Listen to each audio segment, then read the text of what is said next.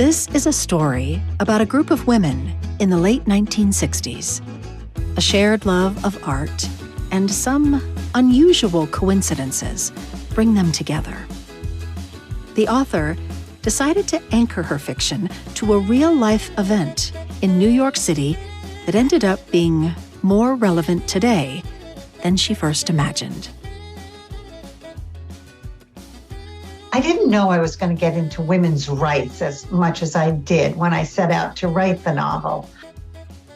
But I knew I wanted to do something historical in that period of time. And I found the strike for women's equality that was held in August of 1970 when women were fighting for rights that we are still fighting for today. This is author Linda Rosen, and we're talking about her historical women's fiction, The Emerald Necklace. In a few moments, you'll hear her narrator, Traci Odom, who has performed more than 300 audiobooks. You'll hear her reading a scene from the Emerald Necklace audiobook published by Tantor Audio. Coming up on this Desideratum. A desideratum is an essential thing. I'm audiobook narrator Teresa Bakken, and I think storytelling is a desideratum. Both the telling and the listening. I like making my character an artist, some type of art. My first book, I have a painter. The second book, she's a winemaker. And I have a very dear friend who's a sculptor. And very often she and I will go to art shows and I hear the things she's saying. And so much of it rang true for an author.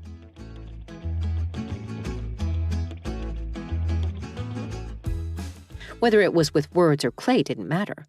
Art was art, and that created a bond between them. "You're right," Rosalie said. "It was a lousy morning. I can't do it." "Sure you can. You're merely going through one of those tough times, second-guessing yourself." "I'm not. I simply don't have it anymore. Or maybe I never did." Frustration blew from her lips. "The hand I've been working on, there's no life to it. Not 1 ounce of humanness. No one would want to hold it or caress it, much less buy it." "Oh, I know that feeling. Sometimes I feel my characters are dead on the page." Fran took a sip of tea. "A sculpture is like a character, isn't it? Or part of a character. It's not merely a hand." Rosalie thought that was brilliant. "Only a writer would come up with that," she said. Fran and Rosalie have a lot of tension there because of a secret that Fran holds that all revolves around the necklace that Rosalie's granddaughter wears, the emerald necklace.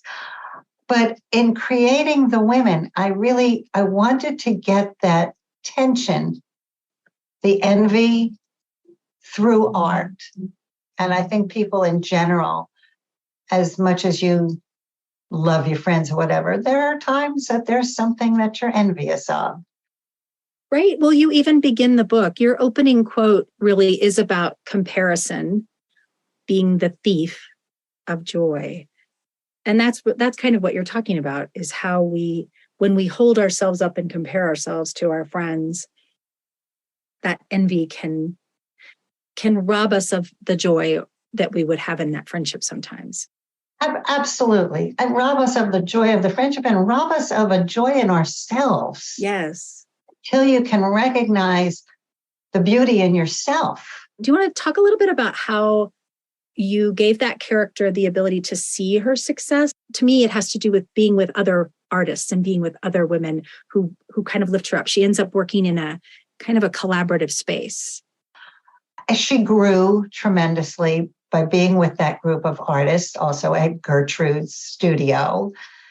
I think it's really integral to the book, this gathering together in the small of this small grouping of friends, but then also you show that in a broader sense when you tie into this time period's march for equal rights, this sort of collective power of gathering together is, to me, a theme in the book.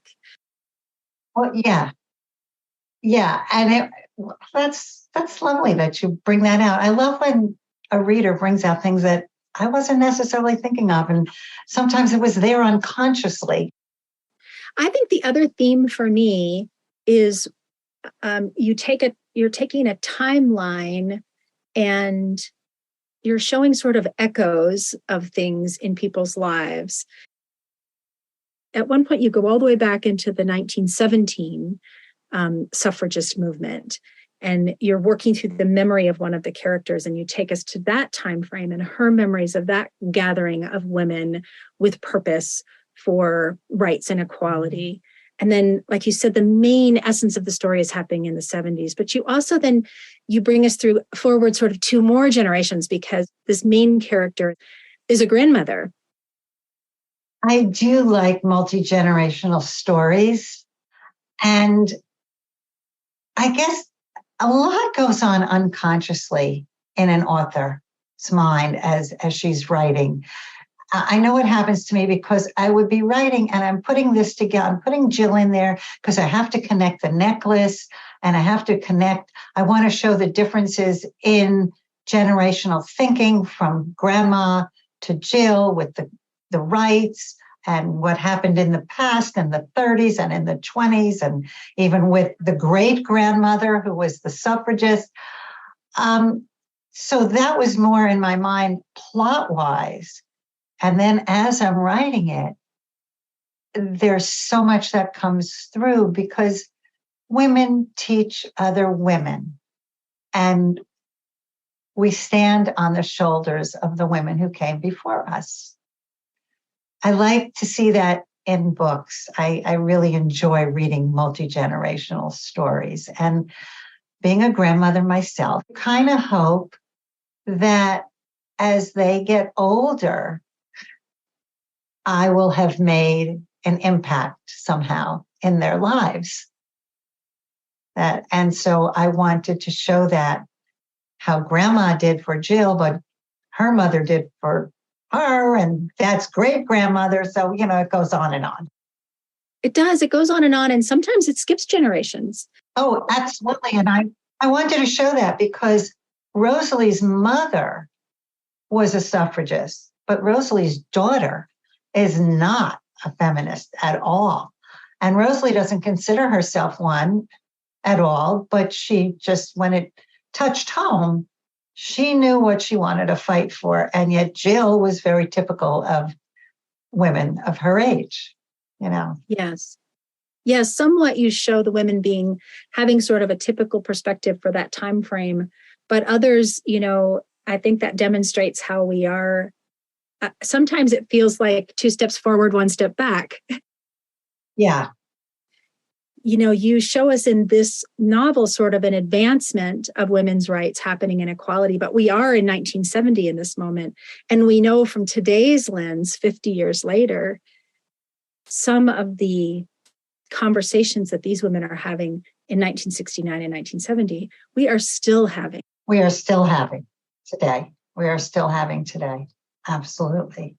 When I started writing the book, we're still always having conversations about women's equality. But some of the stuff that I touched on in the book was law. And when I finished the book, it was no longer law. So that was a big change. Yeah.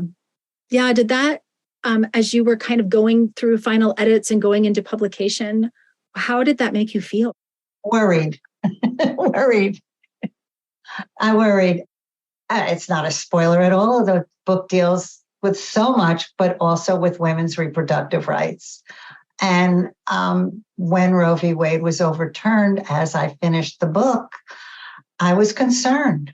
I wrote a novel about envy and women's friendships and family being more than blood, and how a woman overcomes obstacles when she's reinventing herself.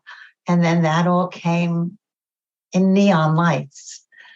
But I'm very happy with it, actually, because it's a subject that needs to be out there. And I think for women who lived through the period of time, 69, 70, 71, they appreciate reading their own history and seeing themselves in the characters.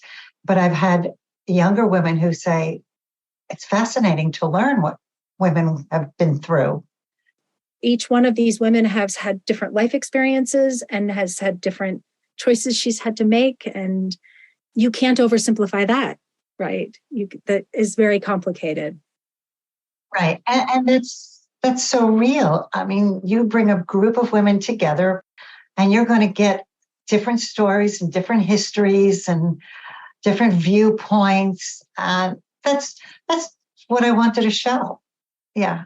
I wasn't taking one viewpoint on anything, you know. Yeah. And I think that's one of the risks and the what's most concerning, I think, today is that it does feel like suddenly there's just one lens, one cookie cutter kind of approach to what is definitely something that each individual comes at from a different angle.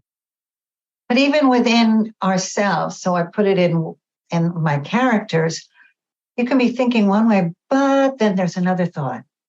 But what about this? You know, everybody has many sides that come together to make their viewpoints. And then you still can question. Right. But it should be up to you. Absolutely. Absolutely. Yeah. And I think there is a theme to me. It's that you have described all of these different women from different circumstances, making different decisions, and how each one of them had what was best or right for them. Yes, and coming also, I hope readers realize it's also coming to understand that even if you don't agree with what of the characters is doing or believing, it's her right to believe that way or her right to do that in anything, whether it's her artwork or her beliefs or whatever it is.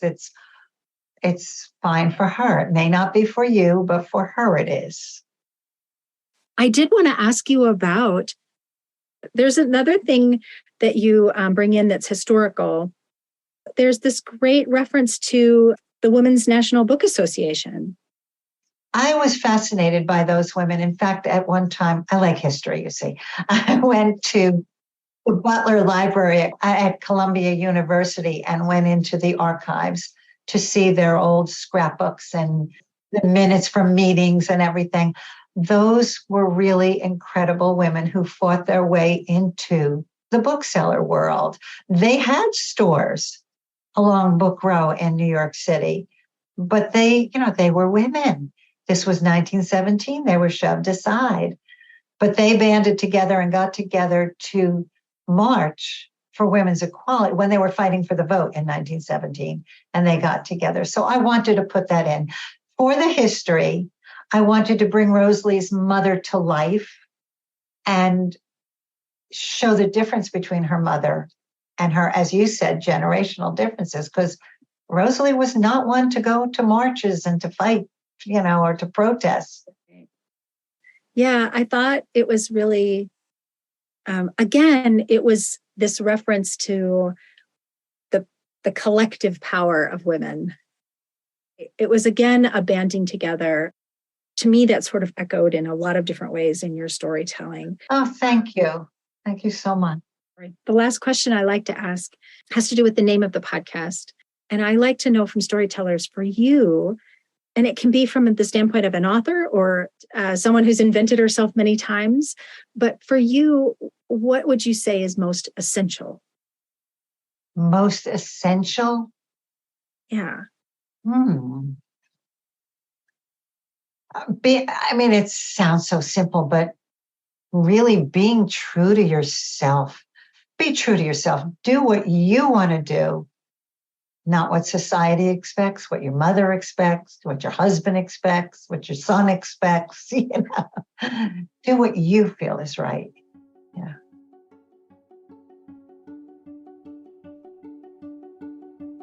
I hope you enjoyed getting to know Linda Rosen as much as I did. I want to thank Grace Sammon for introducing us. Grace is the host of the Storytellers radio show and podcast.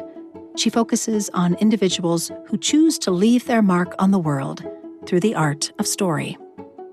I highly recommend you search for the Storytellers Podcast wherever you consume your pods. As always, thanks for being here. Thanks for listening.